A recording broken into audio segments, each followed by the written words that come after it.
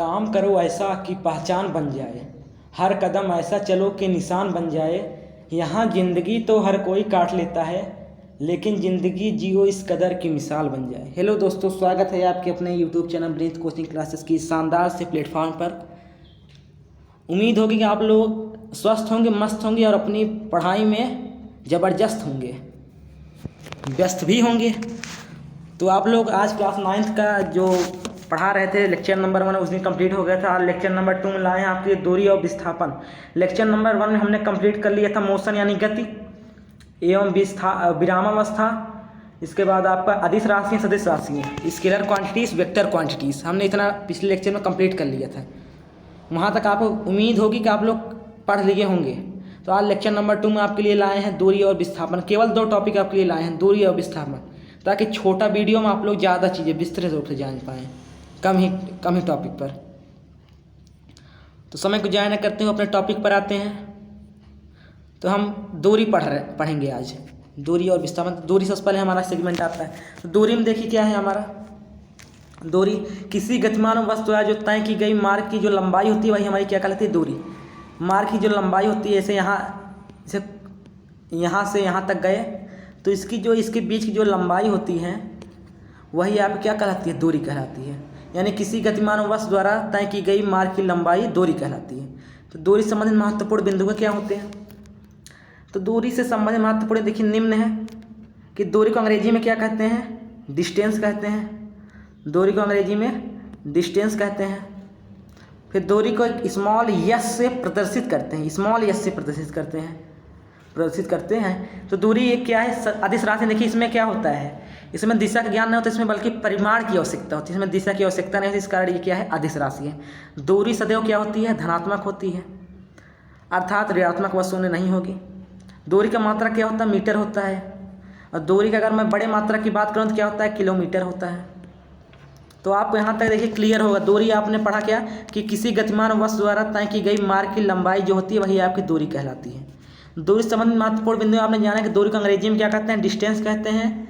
दूरी को small S से प्रदर्शित करें। देखिए प्रश्न आपके लिए क्वेश्चन आ रहा है आपके लिए पेपर में कि दूरी को किससे प्रदर्शित करते हैं, स्मॉल एस से प्रदर्शित करते हैं। दूरी को अंग्रेजी में क्या कहते हैं, डिस्टेंस कहते हैं। दूरी कैसी राशि है, दूरी एक अदिश राशि है। दूरी क्या नहीं हो सकती, दूरी ऋणात्मक व शून्य नहीं हो सकती। दूरी क्या होती है, धनात्मक होती है। दूरी का मात्रक क्या होता है, मीटर होता है। अगर दूरी के बड़े मात्रक की बात की जाए तो किलोमीटर होता है। तो यहाँ तक क्लियर होगा।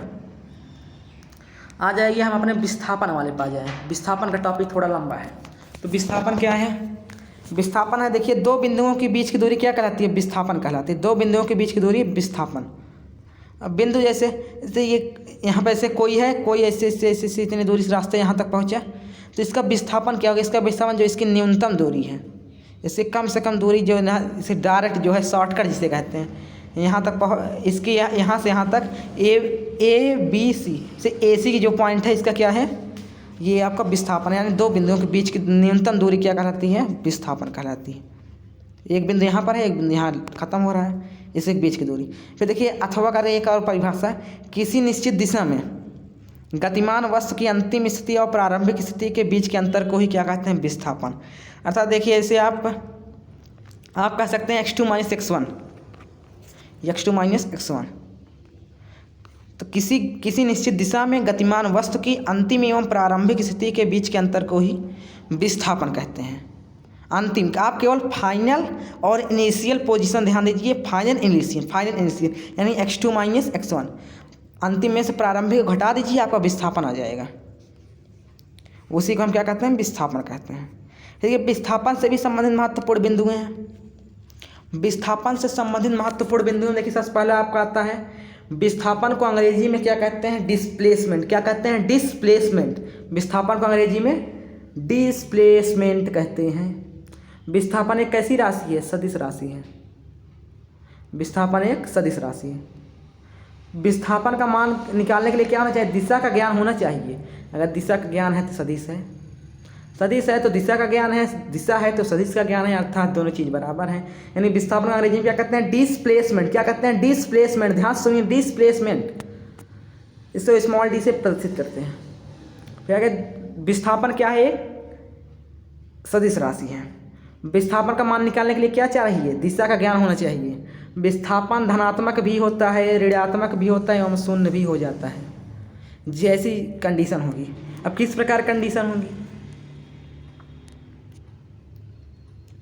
देखिए, लिखा है पॉइंट में, यदि वस्तु की प्रारंभिक स्थिति x1 हो, हमने मान ली है, और अंतिम स्थिति हमने क्या मान लिया? x2 मान लिया, तो विस्थापन क्या होगा? Delta x। ये क्या है? यहाँ पर डेल्टा साइन है।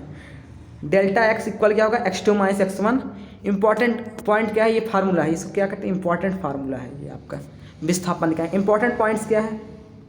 यदि x2 और x1 क्या हो आपस में अगर बराबर होगा, ये दोनों आपस में क्या हो जाते हैं? बराबर हो जाते हैं, तो विस्थापन क्या होता है? शून्य। अर्थात ऐसे मैंने 3 मीटर चला, 3 मीटर में लौट आया तो मेरा विस्थापन 0 हो जाएगा।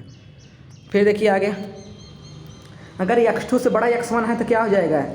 ऋणात्मक हो जाएगा, अर्थात या ऋणात्मक दिशा में इसका विस्थापन हो जाएगा। जैसे मेरी x2 की जो x2 का मान है 5 और जो x1 है उसका है 6, तो क्या हो जाएगा? -1 मेरा विस्थापन हो जाएगा। फिर x2 अगर बड़ा है, x1 छोटा है, तो डेल्टा x का मान क्या होगा? धनात्मक दिशा में होगा, अर्थात धनात्मक होगा। फिर देखिए अगर पांचवा पॉइंट आता है, दूरी विस्थापन बराबर हो सकता है। दूरी और विस्थापन जो है बराबर हो सकता है, लेकिन दूरी विस्थापन से कम नहीं हो सकती। अर्थात दूरी विस्थापन जो है बराबर है, लेकिन जो है दूरी सदैव क्या होगी? बड़ी होगी। दूरी जो है बड़ी, लेकिन लिखने में छोटा, लेकिन जो होगा बड़ा होगा, काम बड़ा वाला करेगा। तो दूरी हमारा सदैव क्या होती है? बड़ी होती है, विस्थापन छोटा होता है, बराबर हो सकता है। फिर देखिए दूरी और विस्थापन में अंतर कौन कौन से हैं? दूरी और विस्थापन में निम्न अंतर है। जैसे निम्न में क्या अंतर है? निम्न ऐसे गतिमान वस्तु द्वारा किसी समय में तय की गई मार्ग की लंबाई को ही क्या कहते हैं? दूरी। हमने पहले ही पढ़ ली है। फिर किसी निश्चित दिशा में गतिमान वस्तु की अंतिम एवं प्रारंभिक स्थिति के बीच के अंतर को ही क्या कहते हैं? विस्थापन कहते हैं। आपने इसको पढ़ लिए कि अंतिम और फाइनल, मतलब फाइनल और इनिशियल पोजीशन की आवश्यकता हमें पड़ती है। फिर आगे दूरी में केवल क्या होता है? परिमाण होने के कारण ये क्या है? एक अदिश राशि है। फिर विस्थापन परिमाण व दिशा दोनों होते हैं, इस कारण से क्या है? सदिश राशि है। दूरी एक क्या है? अदिश राशि है एवं या सदैव क्या होती है? धनात्मक होती है, हमने पढ़ लिया है। फिर विस्थापन सदिश राशि है एवं या धनात्मक ऋणात्मक व शून्य हो सकता है। देखिए आपके लिए आज हम एक शानदार सा जो है सेशन लाए, क्विज आपके लिए लाए हैं। यही आपके ये सरप्राइज के तौर पर है। आपका ये सरप्राइज क्या है? क्विज है आज के लिए।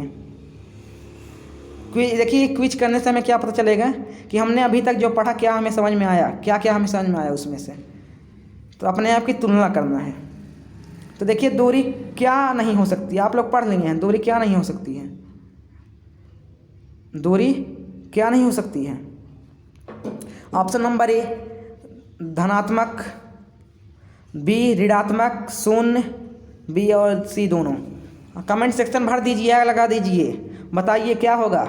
आपके लिए 5 सेकंड का टाइम है। 5 सेकंड में आप लोग बताएंगे, हमारे विद्यार्थी हैं विनीत भैया के। बताइए दूरी क्या नहीं हो सकती है? दूरी क्या नहीं होगी? सोच के बताइए। तो देखिए दूरी क्या होती है? देखिए दूरी धनात्मक होती है, हमने पहले पढ़ लिया। दूरी सदैव क्या है? धनात्मक, क्योंकि आप ऋणात्मक को ही कभी आपने सुना नहीं होगा। -5 मीटर दूरी आज मैंने तय की है। आज मैं -5 किलोमीटर दौड़ा हूँ, तो ऋणात्मक तो हो नहीं, धनात्मक होता है। लेकिन क्या कर रहा है? क्या नहीं होता? क्वेश्चन देखिए फंसा रहा है आपको। क्या नहीं होता है? शून्य भी नहीं हो सकता। देखिए ऑप्शन नंबर बी डी आपका सही है, यानी बी व सी दोनों आपका डी ऑप्शन सही है। फिर आगे हमारा देखिए, और आगे कौन सा क्वेश्चन है? आगे हमारा है विस्थापन। विस्थापन को अंग्रेजी में क्या कहते हैं? अंग्रेजी में क्या कहते हैं विस्थापन को? क्या डिस्टेंस का? डिस्टेंस को तो हम लोग दूरी कहते हैं। मोशन क्या है हमारा? गति कहते हैं। स्पीड क्या है? चाल है। तो अर्थात देखिए बच्चा क्या? डिस्प्लेसमेंट। देखिए विस्थापन, डिस्प्लेसमेंट अंग्रेजी में क्या कहते हैं? डिस्प्लेसमेंट। तो हमारा ये विस्थापन का अंग्रेजी में क्या कहते हैं? डिस्प्लेसमेंट। तो देखिए आपका आज यहाँ पर टॉपिक आपका दूरी और विस्थापन दोनों समाप्त होता हुआ। मिलते हैं आपसे अगले लेक्चर में। आपके लिए अगला लेक्चर कौन सा आएगा? आपका आएगा चाल और वेग। चाल और वेग वो भी दोनों साथ में समाप्त करेंगे। तो आप आज के लिए इतना ही। आप लोग पढ़ते रहिए, मस्त रहिए, खुशहाल रहिए, स्वस्थ रहिए। आपका जीवन शुभ हो, मंगलकारी हो दिन। इसी के साथ हम अपने क्लास को आज यहीं पर समाप्त करते हुए, आप लोग वीडियो स्किप करके मत देखा कीजिए। आप लोग वीडियो पूरा शुरू से लेकर अंत तक देखेंगे, आपको पूरा मस्तिष्क में एकदम घुस जाएगा। तो आज के लिए बस इतना ही, मिलते हैं आपसे अगले लेक्चर में, तब तक के लिए धन्यवाद। Thanks for watching.